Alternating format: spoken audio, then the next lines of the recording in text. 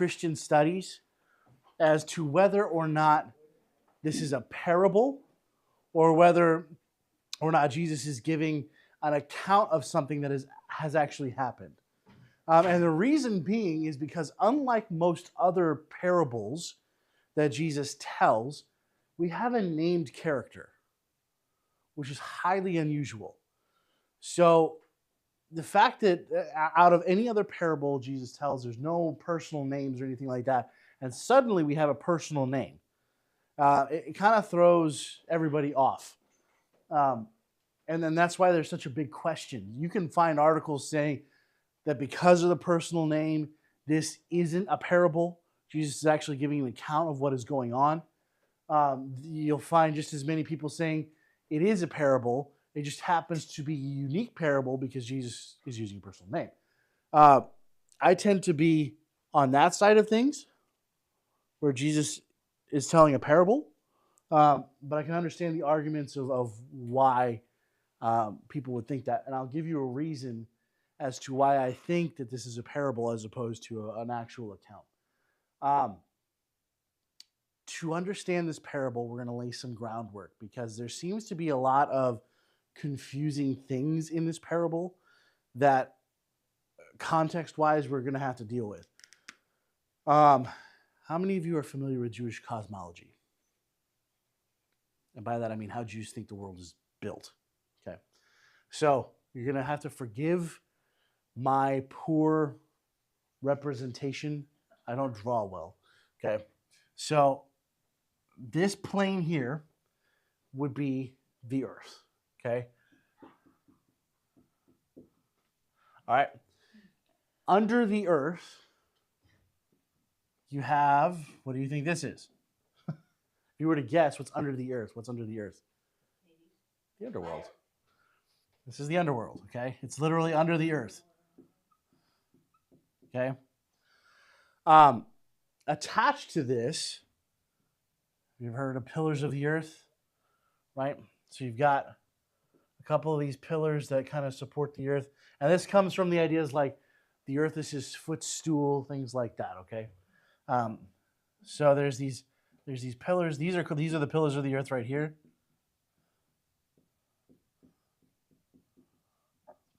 And these two on the outside, we've got this dome that stretches over. All right. And these ones right here are called the pillars of heaven. Now this is going to be a lot, but it'll make sense here in a second. All right. So you got two pillars of heaven on either side. You've got the pillars of the earth down underneath. And then in Jewish cosmology, what's interesting is they take some of these ideas that are expressed in Scripture, like he rolls out a blanket, he throws out the stars like a man does a sheet, stuff like that. So you've got a couple of different, this is going to be weird, but a couple of different heavens. Remember Paul says he's caught up to the third heaven? Have you ever wondered what that's about? This is going to help explain that. All right, so you've got the firmament of the stars right here.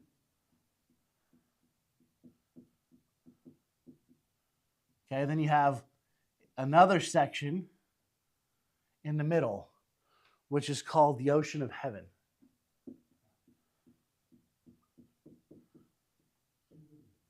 Okay, that's where all the waters are. So when God separates the waters above from the waters below, waters above from waters below. This is where rain comes from, all that stuff. Okay. Then, so this is the first heaven, which is the firmament of the stars. The ocean of heaven is the second heaven. And then up here you have the heaven of heavens. And this is where God lives. All right. That's basic Jewish cosmology. It's quick, it's dirty, but that's how they conceive of what the ancient world looked like. And this is not an uncommon model. You're going to find this in Jewish cosmology. You're going to find it in Babylonian cosmology, something that looks a lot like it. You're going to find this in some sort of, the Persian cosmology. There's a lot that goes into this, okay? A lot of these ancient worlds have something that looks very similar. But what we're focused on right now is this part right here. So the parable takes place in the underworld. Okay? And we have to break up the underworld and figure out what they are talking about. Anybody know what everybody have what they want from this picture? Everything? I don't want to I've been quick on the erase before.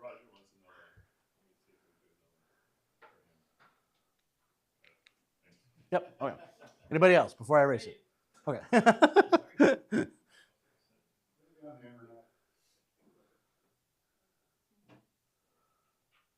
there somewhere where it's called bottomless? The bottomless pit? Well, we'll get there. Oh, we'll get there. Don't get ahead of me. All right. Ooh. Okay. So now we're going to take a look at kind of the Jewish conception of the underworld. And this is going to be important for us as we study this parable. All right, the underworld is basically broken into two halves, okay? There's this chasm that kind of goes down the middle, all right, that nobody can cross, okay? On this side, you have what's called Abraham's bosom.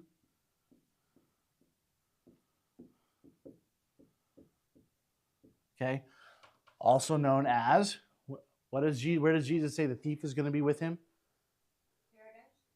Paradise. Today you will be with me in paradise, right? Okay? That's the righteous side of the equation. Over here, you have what is called the pit. Okay? And that is where all the unrighteous dead go. All right? So in the rich man and Lazarus, we're going to have a man over here on this side, and we're going to have a man over here on this side. All right? And never the twain shall meet. So there's this big chasm that's kind of fixed between the two. In 1 Peter, I believe it's chapter 3. Somebody fact check me on that. We have described what's going on for Jesus, okay? When he dies. All right, this part is called, or in the Old Testament, this would be called Sheol. And then the whole thing is called Sheol. In the New Testament, anybody know what this is called? Hades. So it's one and the same? Sheol, Hades are the same thing in the Jewish mind. Why did they change the name? One is Hebrew, one is Greek. Yeah. So Sheol is Hebrew, Hades is Greek. All right. What gets thrown into hell during the end times? Hades and death, right? So does Jesus descend into hell, or does he descend into Hades? Okay. Good question. He descends into Hades. All right. 1 Peter, I think it's right around chapter 3. 3:17? That's what somebody said?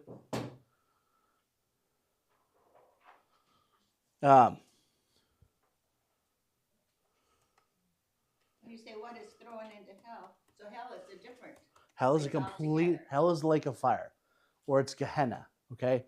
So Revelation tells us that Hades and death and Hades are thrown into the lake of fire, and they are finally destroyed. That place of destruction is hell, okay?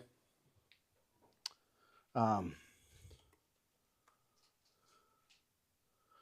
this Hades or Sheol is kind of the holding place?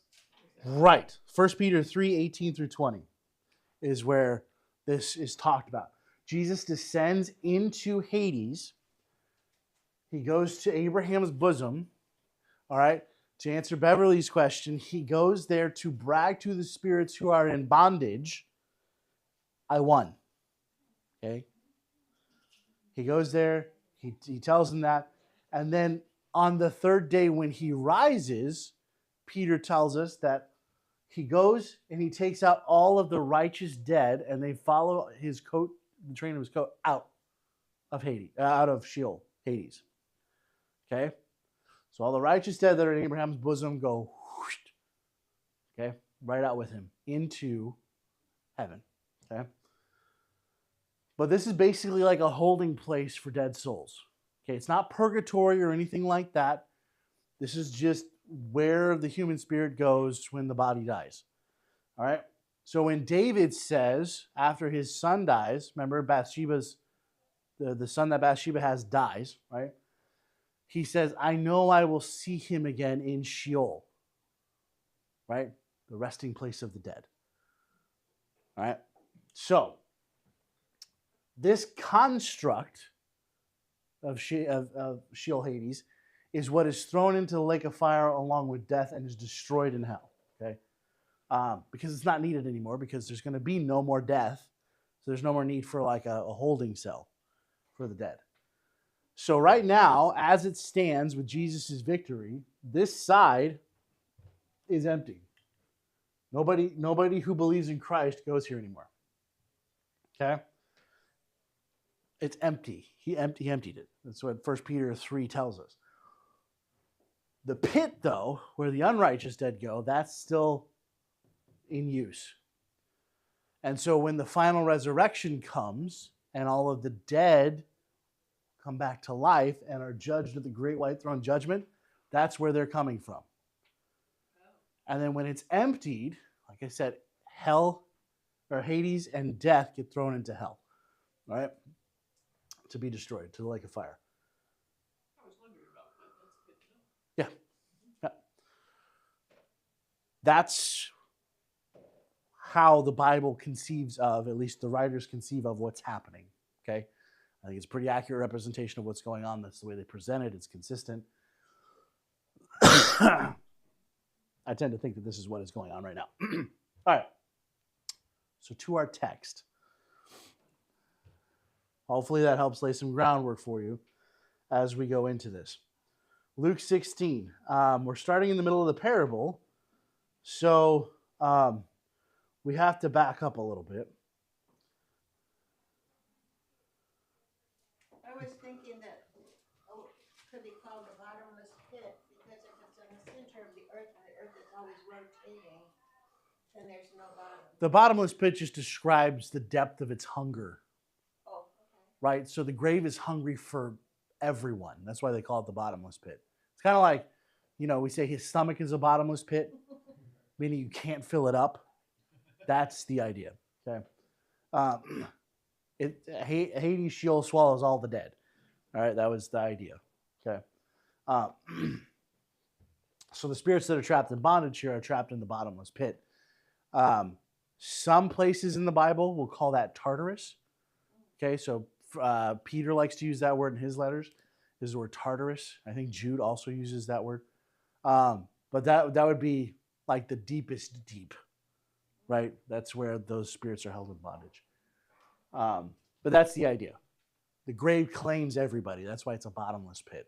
All right. Okay. So Jesus, if you remember Luke 16, this is where this parable is. What are some of the parables we find earlier on in Luke 16? Okay. What else? We find the prodigal son. We find the lost coin. We find the lost sheep. Who is Jesus talking to here? Okay, so we have the sinners and we have the scribes and the Pharisees. Okay, so in this, those people are still around him, but he's telling this particular parable to his disciples. It's not that other people can't hear it, but he's telling it to his disciples. Okay, and this is how it goes. Excuse me, he's not telling it to he is telling it to his disciples, but he's also telling it to these people that are standing there. Okay, so the disciples are there. I read down too far. Anyway, so here we go. There was a rich man who was clothed in purple and fine linen, who feasted sumptuously every day. And at his gate was laid a poor man named Lazarus, covered in sores, who desired to be fed with what fell from the rich man's table. Moreover, even the dogs came and licked his sores. The poor man died and was carried by the angels to Abraham's side. The rich man also died and was buried. And in Hades, being in torment, he lifted up his eyes and saw Abraham afar off and Lazarus at his side. And he called out, Father Abraham, have mercy on me, and send Lazarus to dip the end of his finger in the water to cool my tongue. I am in anguish in this flame. But Abraham said, Child, remember, you in your lifetime received your good things, and Lazarus in a like manner bad things. But now he is comforted here, and yet you are in anguish. And beside all this, between us and you, a great chasm has been fixed, in order that those who would pass from here to there, or from here to you, may not be able, and none may cross from there to us. And he, being the rich man rather, said, Then I beg you, Father, to send him to my father's house. For I have 5 brothers, so that he may warn them, lest they also come to this place of torment. But Abraham said, They have Moses and the prophets, let them hear them. And he said, No, Father, but if someone goes to them from the dead, they will repent. He said to them, If they do not hear Moses and the prophets, neither will they be convinced if someone should rise from the dead. Okay. Who do we have in group 1, do you think? Characters. What characters are in group 1? Well, those are representatives, but who's the character? So we have Lazarus. Okay, we'll put Lazarus in group 1. All right, group 2. We can put his brothers in too. Maybe. Yeah, the brothers aren't really involved in the story other than as like ancillary data. Yeah. So then we have the rich man. And then we have in group 3, who do we have? We have Abraham, because Abraham's actually doing some talking there. All right. So, who is representative? Who is Lazarus representative of? In the audience that's listening. Oh, The poor, the sinners, tax collectors, right? Okay. Who is the rich man representative of? Pharisees, scribes, religious elite. Yeah.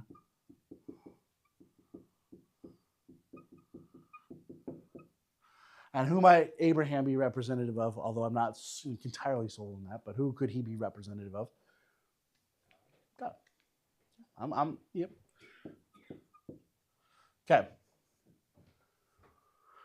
So now that we have our data points, let's plug them back in. All right, so we have Lazarus who's kind of standing for the sinners. Lazarus is welcomed into Abraham's bosom, right? But this guy who is described as kind of obscenely wealthy, and you might not pick that up from your first reading, but purple cloth was insanely expensive to make.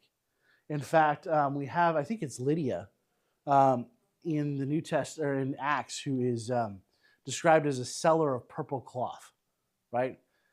She is incredibly wealthy, Lydia is, because purple cloth is so hard to come by and so expensive, and it's a sign of like being elite, being wealthy.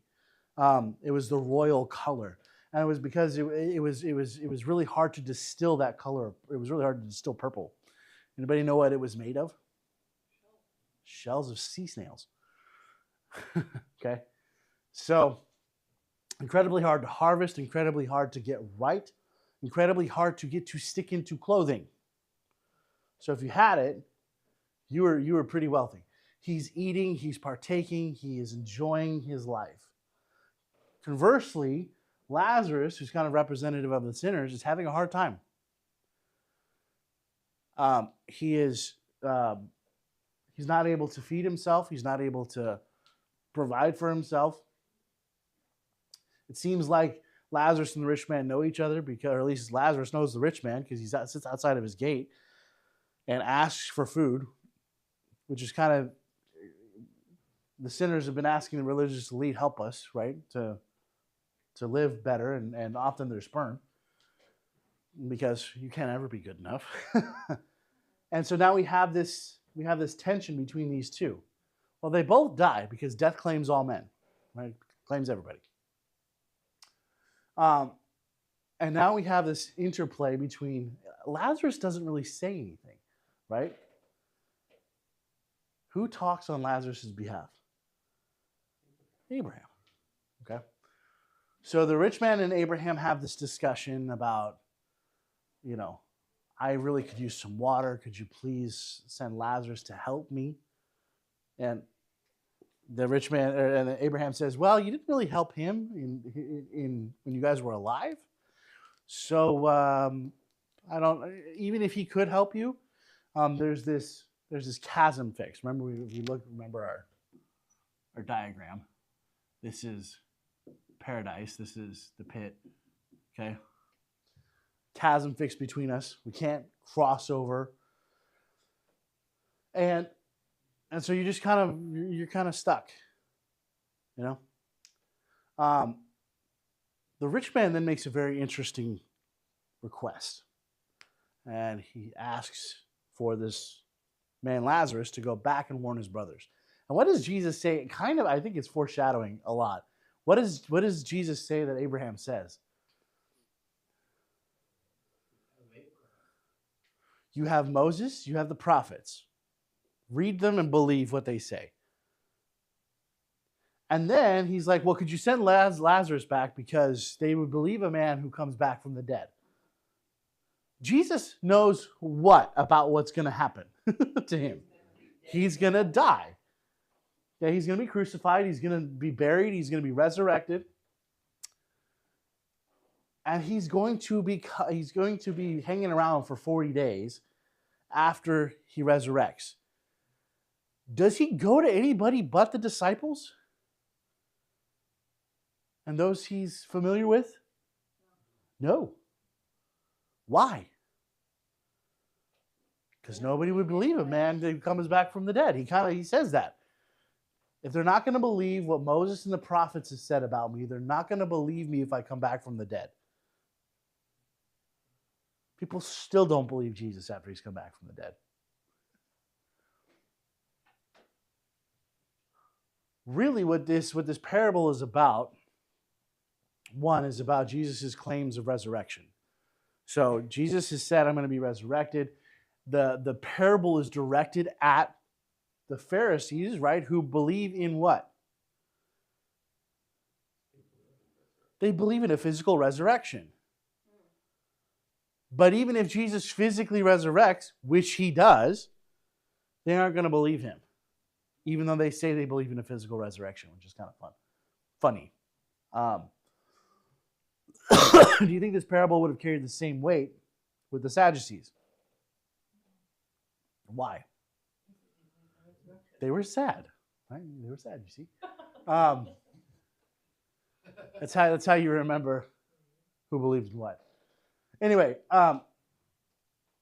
so we have this tension between the people who are untrained, who are believing in Jesus, who are believing in what he's teaching, who are believing his claims to resurrect from the dead, even though they're not sure that he's going to die. They're waiting for, him to finally overthrow the Roman government. Versus these people who know the law and the prophets, refuse to believe them, even when what has been written there is transpiring in front of their faces. And so we've got Jesus kind of taking a dig, I think, a little bit at the religious elite here. Jesus does have a bit of snark. Okay, sometimes I think that we forget that Jesus uses things like sarcasm, he uses things like rhetoric, he uses things like snarkiness. You can't really say you brood of vipers and you whitewash tombs in a nice way, right? You're going to be a little sarcastic. You're going to be a little snarky. You're going to be a little... We forget that there's this human element to Jesus too, right? But he does it in a righteous way, okay? So as not to sin. What I find interesting, remember we have talked about how Jesus is using common forms of stories, right? So a lot of these parables, in fact, a majority of them are not made up by him. They're general forms, what we would call maybe templates or styles, the common themes and stories that surround those common themes. He's using those to craft parables that are unique to his audience. Perfect example is this. Tell me if this sounds familiar. This is from the Mishnah. Actually, it's from the Talmud. A rich tax gatherer called Majan had done many evil deeds. In the same city lived a young poor student of the Torah. They both died and had funerals on the same day. Majan's was splendid. Work stopped throughout the city as the townspeople followed him to his final resting place. However, no one took any notice of the death of the student, let alone his funeral. Why should this be? The answer is this. Majan had arranged a banquet to which he invited the city councilors. Unsurprisingly, they refused to attend, and he was a tax gatherer. And so, to show his contempt, Majan invited all the poor and sick beggars of the city to attend instead. As he presided over this magnificent charitable act, death overtook him, and his evil deeds were forgotten by the people because of the good deeds in which he was engaged at the moment of his death. Now, one of the student's friends had a dream in which he saw the fate of the two souls on their death. The student was in paradise, the garden of the king, enjoying the beauty and richness of the vegetation and streams. And the man who had been rich his entire life, Majan, was also standing at the banks of the stream, trying to reach the water, but was unable to do so. That's from the Talmud. Does that sound familiar? That's the Talmud. No, the reference. Oh, yeah, that's Chagaga 2.2.6. Again, it's just it's the Talmud. Yeah.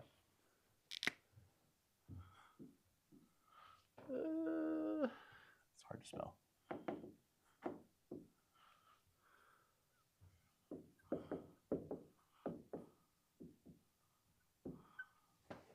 There you go. So, in the Talmud, you'll find a lot of these parables. And Chagaga is the rabbi. Okay?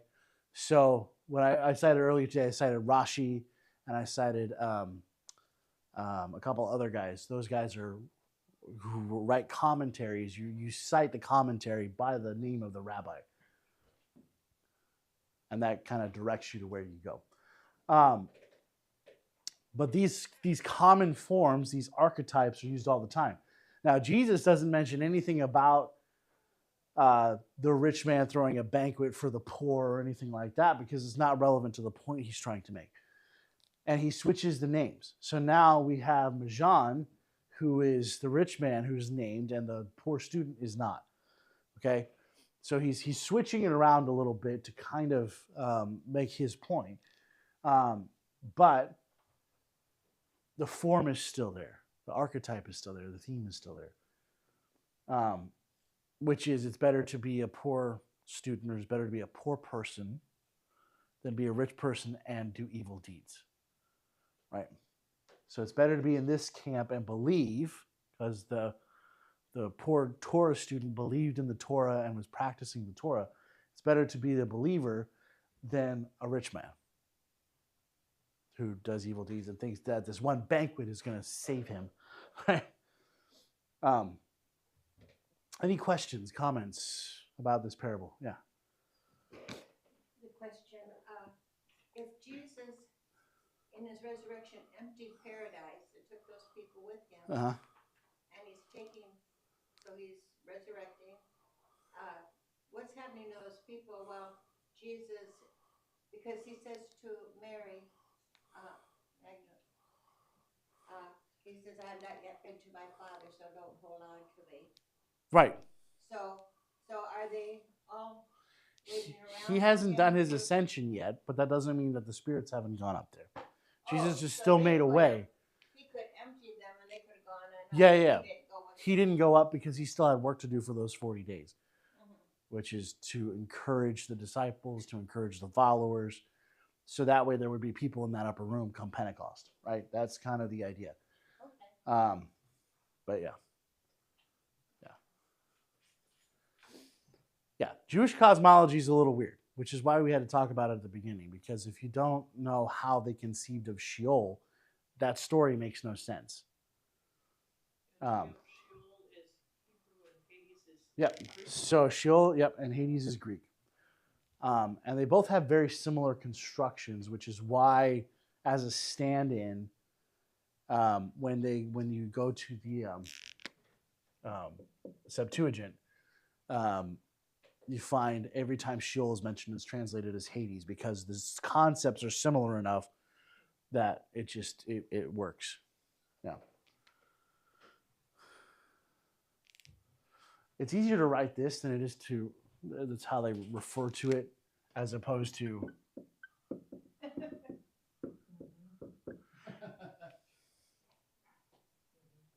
it's a Septuagint or the LXX is how we say that. But yeah, so the Septuagint is just the Greek translation of the Old Testament. And it was done by scholars, or Jewish or scribes, a long time ago. That's where you get some of the confusion in some of the translations, as we're using, like, for example, is it the Red Sea that they crossed, or is it the Reed Sea that they crossed? That's where you get some of those confusions. Is because of the Septuagint. But anyway, we see the disciples and Jesus even, and the rest of the authors of the New Testament quoting the Septuagint quite frequently. So where there would be differences, like if you were to look at some of the prophecies that are given in the Gospels, and then you go back and you cross-reference it, and you're like, that doesn't read the same at all. It's because they're not quoting the Hebrew, they're quoting the Greek. So, anyway. But yeah, any other questions about how they conceived of what's going to happen at the end when we talk about Revelation, or about what Jesus does in Hades? Any questions about that? Often we call it the harrowing of hell. How many of you have heard of that? When Jesus goes in and he takes out that's what that process is called. That whole process that Peter describes is often called the harrowing of hell. But again, it's a misnomer. Really should be the harrowing of Hades or Sheol, right? As opposed to hell, because hell is a very different thing that is described in the New Testament. Okay, so we have the lake of fire in Revelation, right? We have Gehenna, which was that burning trash pit, right? These are more the terms that are used to describe hell in the New Testament, as opposed to, it's a place of burning, a place of fire, as opposed to Hades and Sheol. Which again poses a problem if we say Jesus went to hell. Well, hell's a place of destruction. Nobody's there yet. So this whole construct, along with death, are all tossed into the burning trash pit at the end. They're thrown into the lake of fire. So these two, lake of fire, Gehenna, can't be Hades and Sheol. Does that make sense? Otherwise, you're saying hell gets thrown into hell, and that doesn't make sense. But yeah, the harrowing of Hades is more about what we're talking about. So that's just a translational thing. Hell comes from kind of like the Norse mythology. You might see it written like this, with one L. It's a place of fire. It's a place of burning. It's a place of stuff like that. And really, where this translation issue comes down to is, instead of translating this Hades Sheol, you know what they call it in Latin?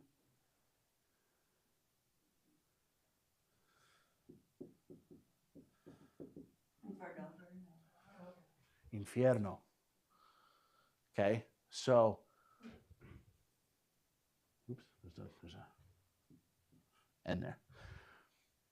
So when you look at Dante's Inferno, this is where we get the idea of hell being a place of, or that where Jesus descends into is this place of burning, this place of fire, this place of torment, where there are only unrighteous dead and all of that.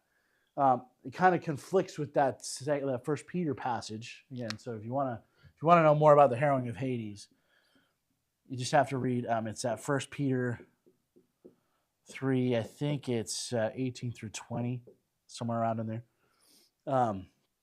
where he talks about what Jesus does. And clearly, Jesus is not in hell because there are righteous dead there. So it can't be hell because hell belongs to the unrighteous. And we see, even in Jesus' parable of Lazarus and the rich man, there seems to be this division between those who are righteous and dead and those who are unrighteous and dead. At Dante's Inferno, there's different levels. There's different levels, yeah. If you're a very nice person, Yeah. you're close to the surface, and if Yeah. you're very unnice, you're... Yep. And as you get closer to the bottom, it actually freezes over. So, Oh, hell freezes over? the helliest hell you could ever get is actually frozen. Oh. Yeah, it's weird. I have a song, tape, and the tape is colder than hell. Uh-huh. I never quite got it. Yep. Yep. I don't think else. But it was like a big box. Right. Well, and again, these are just images that are used, not necessarily actual physical places. So, like for example, the lake of fire, Gehenna, could be representative of the judgment of God, right? And that they're being they're in the judgment of God. That's where they are, right? They could also be physical places.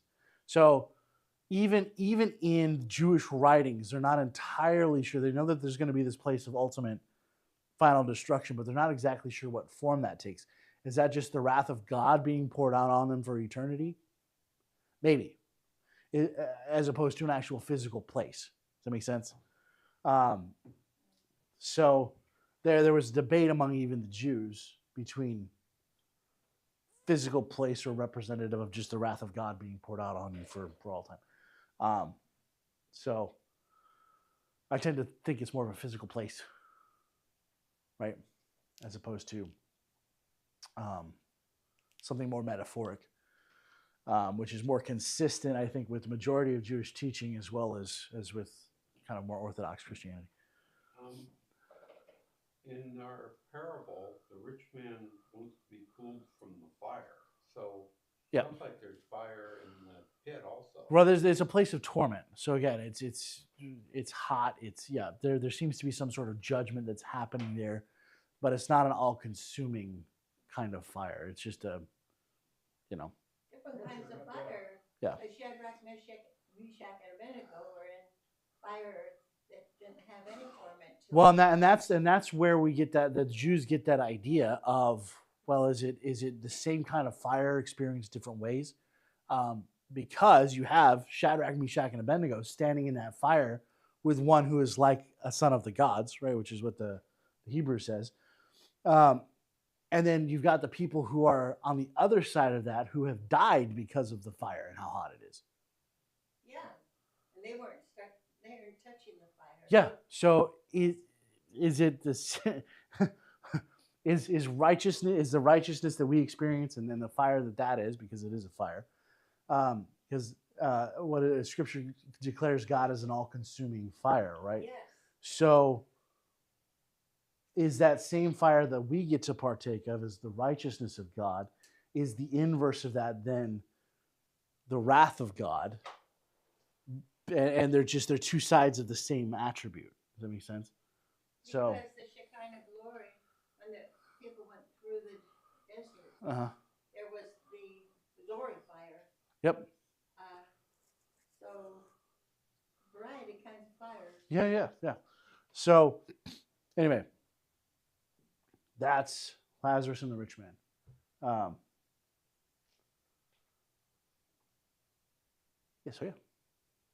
I know lots of weird cosmology you have to dig into to understand that one.